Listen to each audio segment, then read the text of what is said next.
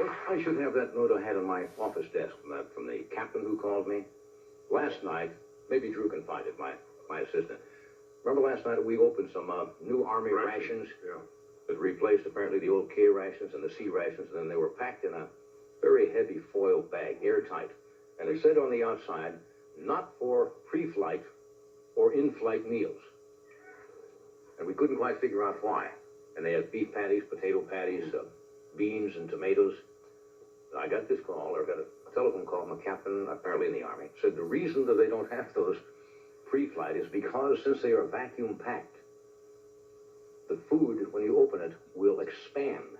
Oh. And if you eat it, it expands in the intestines. Ah. So if you had that potato patty, it would be like eating half of Idaho, but halfway into the flight, you're going, whoa. So we were kind of right. We thought that might be the answer, but apparently because it's vacuum packed, the stuff expands. That wasn't bad. Not bad at all. I'll get his name. It's nice to call. Eddie Shaughnessy, drummer with our orchestra, is going to be featured at a... Just giving a hand before I tell you what he's going to do. He's going to be at the University of Georgia this coming Saturday, the 17th of May, at a jazz festival, and then in Atlanta Sunday, and Pro Percussion. We're in Atlanta, Eddie. That's Pro Percussion, John, one of the big drum centers. Okay. Yeah. So drop in and say hello to Eddie, and they'll give you a drum lesson at a reasonable price. Yes, sir. What? Yeah, there's a nice colonel who called me. I assume it's Army, right? Captain Frank. Captain Frank Hubbleman, I believe. 915. Where would 915 be? Out of town. Thank you. Probably an Army base. Anybody know where the area 915 is? San Antonio? No. Somebody disagrees. Now we're going to have a fight over an area code here. Someone on our staff will find out for us. What is 915, Shirley? Texas? El Paso. Abilene. Well, it's obviously someplace in Texas, so Captain Frank Hubbleman, you know where you are. Yeah. He's either at El Paso or Abilene. Oh, actually, also he says, remember I opened up and I thought we had little paper napkins in that kit? It was toilet paper. Which I suppose makes no difference. It could make. What is that? Would that expand too? Could be a wonderful trip.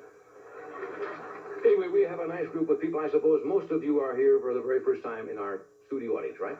Right. Okay. Glad to hear that because you came at a wonderful night. Because this is the time of year when schools all over the United States, I guess, are holding their graduations. Do you remember your high school or college graduation? Sure. It's an emotional time. Well, we feel that tonight's show is no exception.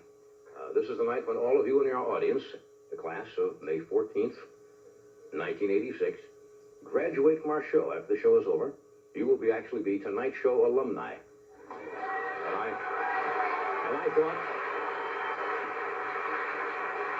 And I thought it was, that being the case, I thought it was only fitting and proper. Would you help me with this? Yes, sir. I think it's the other. Goes on. Well, this way, yeah. Thank you.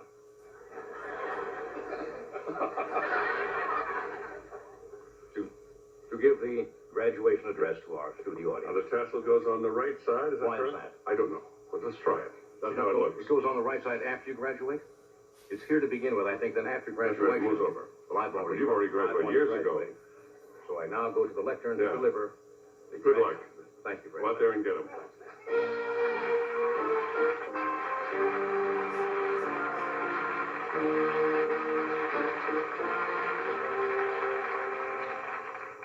My esteemed colleague and announcer, distinguished gentlemen of the orchestra, honored graduates.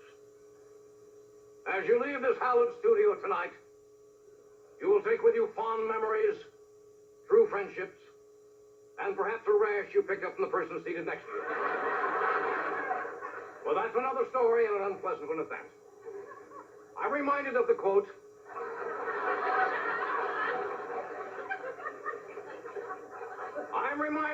from the 17th century French philosopher René Descartes and his words cognito ergo sum, which translated means never buy mutual funds from a man wearing a talking raisin on his nose. Graduates, I look upon you all as my children, and that's what the blood test showed.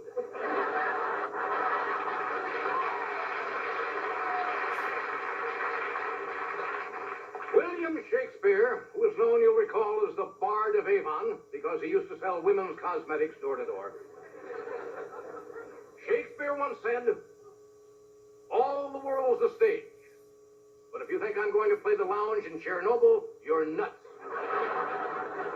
Honored graduates, tonight as you go forth, and you'll have to go forth, there are already 3 stagehands lined up for the John.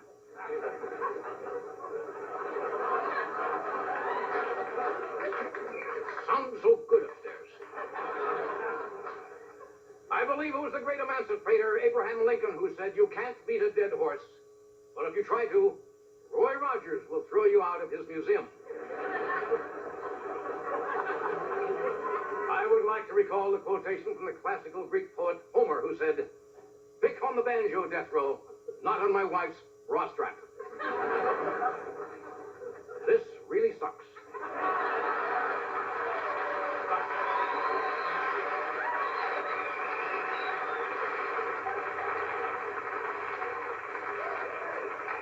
But I'm into it, and I'm going to go through it.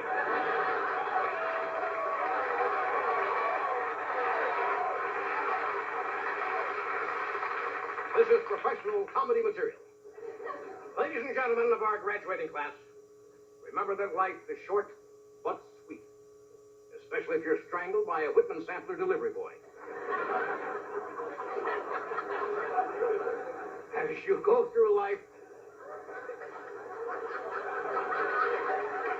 I'm in deep, deep.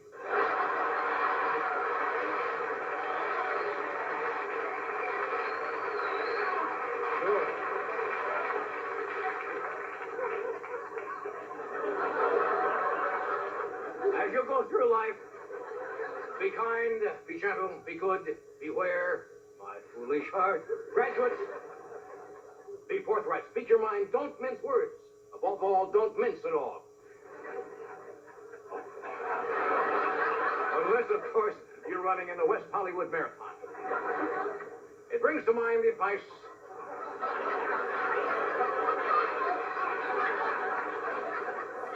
It brings to mind the advice that Supreme Court Justice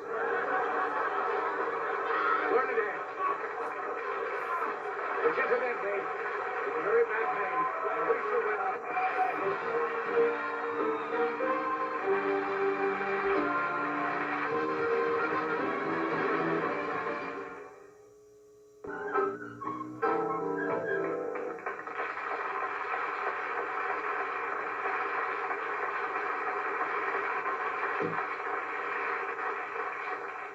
Sorry. It read well. When you're headed down the tubes, you see, you put that gown on backwards. That's what did it? And I realized the jokes went backwards and everything. Blame it on me.